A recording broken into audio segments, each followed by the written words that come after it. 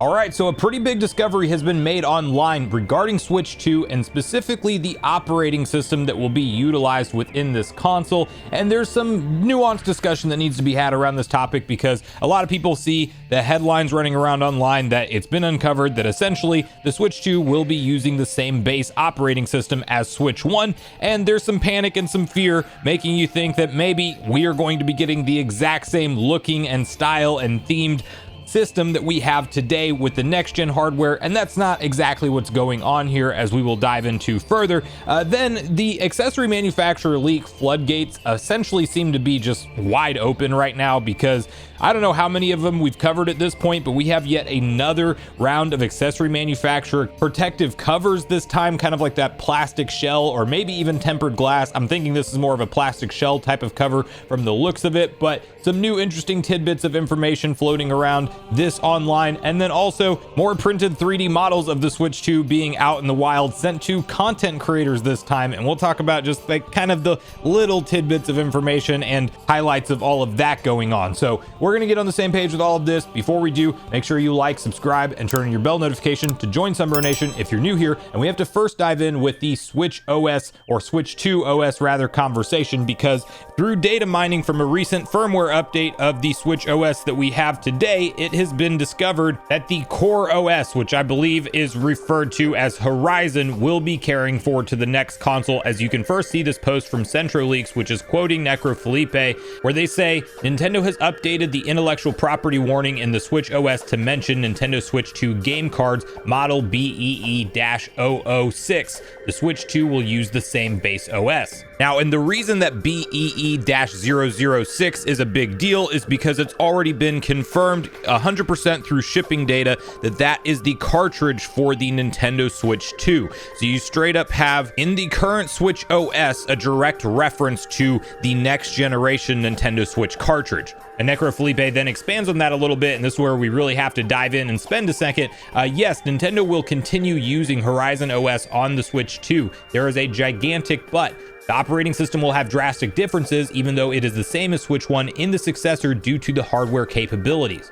And so the idea and takeaway there being is that we now know Nintendo will be rolling forward with the same base OS and not reinventing the wheel from the core with this next generation hardware, but also there's some fear online that things will look exactly the same as they are as the current Switch and maybe even function roughly the same. And just the hardware capabilities alone will make things far more responsive, none of that lag or delay. Yes, the eShop needs a huge overhaul, and that's a big sticking point of the current Switch, and I really hope that Nintendo figures out a way for it not to be a standalone web browser style app that we have to load into, because that's where a lot of the lag actually seems to stem from, but rather if they can incorporate it into the home screen itself as one of the tabs, similar to that of a PlayStation 5. If you've been in their PSN store anytime recently, it's a much more fluid experience, and I'm hoping Nintendo does something similar. But also there's obviously a laundry list of things that people want to see with the next generation hardware. Maybe music returning to the home menu, or at least the option to have some music playing.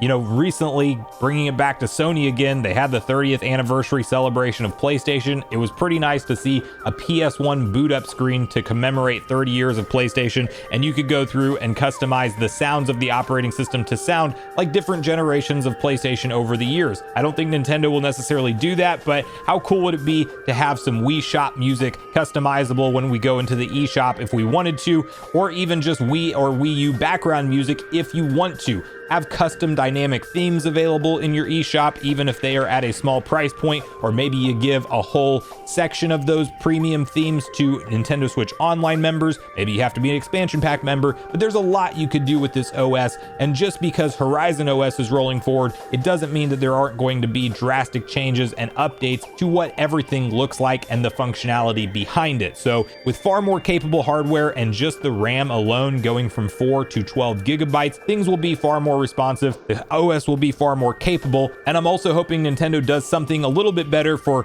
a more lengthy onboard capturing session, as opposed to what we have with the Switch today, where if you want to capture your gameplay and share it with friends online, hopefully it's a more seamless process this time around. But this could also absolutely add some credence to the idea of why we're seeing Nintendo get so aggressive around piracy and emulation of the current Switch, because we know backwards compatibility is a thing, and that obviously creates a security issue for the next gen gen hardware if they don't block everything off for how you were able to hack the Switch 1. But yeah, we're seeing headlines like Nintendo interested in identifying associates of alleged Switch pirates, actually even going as far as tracking down people via Reddit and repair orders. So really next level stuff, actually going after, you know, anybody who's assisting in piracy of Nintendo Switch games, not even just only ones that are mass distributors. I mean, really kind of going to the next level of trying to find people and make it, I guess, almost too scary to pirate from Nintendo and talk about it online. So they're doing that stuff for a reason, and they're probably trying to get ahead of when this next generation hardware launches. And no matter how hard they try, yes, the hardware will get cracked eventually, and we will be able to have homebrew applications on there eventually. But will it be as quick and as easy as it was with the Switch 1? For Nintendo's sake, hopefully not. And for the sake of not having to worry about so many leaks ahead of time, it would be very nice to see some more quality control around that stuff, because at a certain point, Nintendo can't get mad at people leaking their games online a week or two early, because that's just going to happen. You have to fix the security hole that allows your games to be dumped and then shared as a ROM file online to begin with, especially when it's your primary console with still years and years of games left to come for it. You don't want to have to deal with that issue so quickly out of the gate like they did last time. Now from there, I want to take a quick look at a couple different new tidbits of information due to accessory manufacturers that it just seems like Nintendo has probably shared official CAD rendering files like we saw circulate online, and exact dimensions of what their next gen console will be, and accessory manufacturers are absolutely starting to ramp up and sell things that will be available around the launch of this console, but a lot of them maybe not under strict enough NDA or whatever the case, because we're seeing some companies like Satisfy go out there and not only have their next generation Zen Grip available for pre-order, but actually showing something of a mock-up Switch image that we discussed in a deep dive in a previous video. But it literally looks like they may have a mock-up version of the Switch 2 that was in one of their said handheld grips, and that video actually got taken down, so crossing the line with Nintendo, if you will. But now we have a couple different interesting images to look at that are more of a clear plastic protective shell for Nintendo's next gen hardware that have leaked out there. I first saw this from friend of the channel Nintendo Prime sharing it over on Twitter. So he says more Nintendo Switch 2 accessory leaks, U-shaped kickstand. The other image is the right Joy-Con for the Switch case compared to Switch 2. One button is circled, the other one square. So the first image that we are looking at in closer detail appears to be the right Joy-Con casing, both a top and bottom section. And as pointed out, there is on what I believe to be the top of the casing has the more square button cut out for the top, and then the analog beneath it, and notably those two different button cutouts. Now for some reason there's like a blurred out portion of this picture. It may just be an identifying number or something like that that's on the bottom of it, but anyway, this is the picture that's circulating, and you have the bottom of the casing having two circular cutouts for the bottom cover of the Joy-Con, which is curious as well why those would be on the bottom. Potentially the top one maybe just to be able to feel the regular Joy-Cons through that casing. And then from what I can tell, the most notable thing from the second image that you are looking at is that we do actually have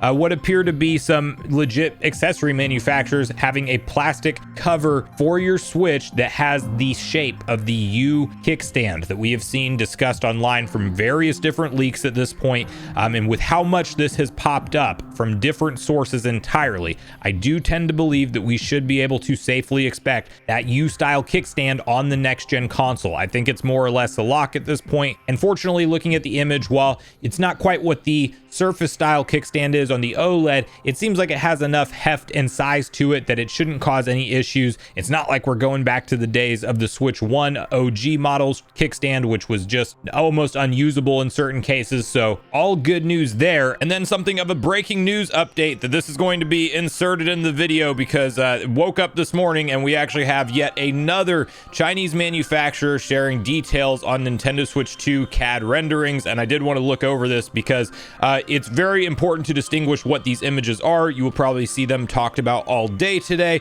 but this is essentially a silicone cover, or maybe even a plastic cover for a Nintendo Switch 2, but it is coming from yet another source that says, you know, they have the exact dimensions. They're going to be selling these products, and we actually get a pretty good look at the top, bottom, and other components and just areas that we have not seen just up close detailed looks at. up to this point in time, so like very clear cutout for the cartridge slot, and it does appear to be the same size as what the Switch 1 cartridge slot is, or at least close to. Obviously we have that top port with the USB-C that's still very much up for debate on if that's just for charging or additional headsets that use USB-C, or if it's something more than that for some attachable accessories, likely a light sensor here, but some really nice detailed looking imagery from this particular accessory manufacturer. The jury is still out on just how legit this is, but it was emailed, I believe, to an individual to basically allow them to advertise these covers for the Switch 2 if they would like for review. It just seems like all these accessory manufacturers have the dimensions, have the exact details of the Switch 2, and they're trying to kind of get a jump on selling their products ahead of time. But we are seeing the same things pop up from numerous companies with the exact outlines of the same looking Joy-Cons that attach in, supposedly with magnets and those mag switches like we've talked about. And Necro Felipe over on Universo Nintendo, and I will have this article linked in the description down below, does actually have a nice graph kind of walking through what each of these ports are. And the only big thing that's like a point of new mention here that we might have due to this particular accessory manufacturer leak is potentially a microphone cutout here right next to the top of the console where you do put in your Switch cartridge. So that's something worth noting there. The light sensor potentially on the top of the console, as well as we've noticed in previous CAD renderings that it is not on the screen anymore like it was in the base Switch. And then maybe something to do with additional dock seating ports here on the side of the consoles, but for the most part everything else lines up here. Also another point of data and information with the U-shaped kickstand. So again, just like we talked about earlier in the video, that seems to be a lock for this next gen console, but did want to slot this in before we get into the next section of the video. And then just want to briefly mention a fellow content creator on the platform by the name of SwitchUp apparently got a mock-up model of a Nintendo Switch 2 from an accessory manufacturer that wanted to let them have this to promote their case and screen protector that they will be selling for this upcoming model of the Switch. Like I said, accessory manufacturers are getting very aggressive in the marketing. It seems like, you know, they really want this thing to already be officially announced from Nintendo so they can just come out and say it all, but this is the kind of stuff we're seeing pop up online because of it. But a couple just brief moments to highlight within the video. There is a nice look and comparison at the Switch OLED compared to the size of the screen protector and the actual console itself on the next generation Switch, according to what these accessory manufacturers have currently, which honestly should not be very far off from the finalized design at all if they are already allowing them to build accessories for it. But you can see in this video a noticeable increase in size in the display for handheld mode like we've talked about at length here on the channel.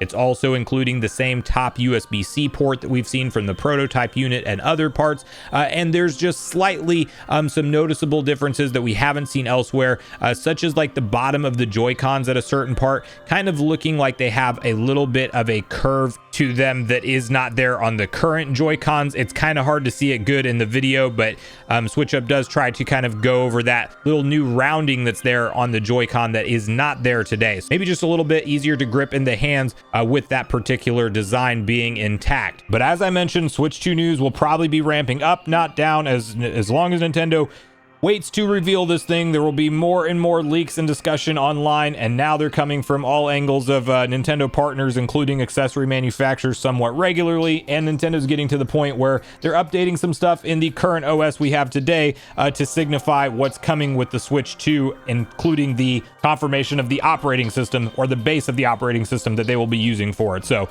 let me know in the comments down below what you make of all these new tidbits of Switch 2 information, and if you are any more or less excited for the console's ultimate reveal and release at this point in time. But make sure you share all your thoughts and feelings in the comments down below before you leave, regardless if we agree or disagree. Also make sure you like, subscribe, turn on your notification bell. And with that, I've been Sunbro, you've been Nation. Thanks so much for watching, and I'll see you guys in the next video.